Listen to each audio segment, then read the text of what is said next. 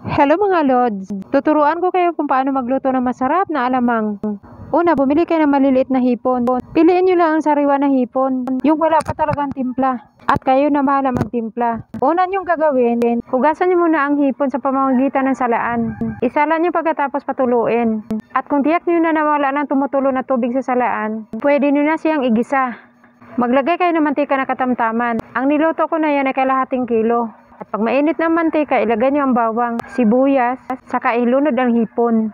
At pag nakita nyo luto na ang hipon, ilunod ang sili na green, hiniwa-hiwa na maliliit.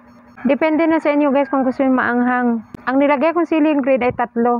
Pagkatapos lagyan ng kalahating tasa ng suka. Lagyan nyo na rin ang pinong paminta. Depende na rin kung anong gusto nyo guys, o pino man o crack na paminta. Pagkatapos timplahan nyo na, lagyan nyo na ng asin at bitsin. Huwag nyo masyadong alatan guys ha. Maganda kasi kung sariwa ang ating lulutuin. Makokontrol mo ang alat sa pagtimpla. Thank you for watching guys. Bye!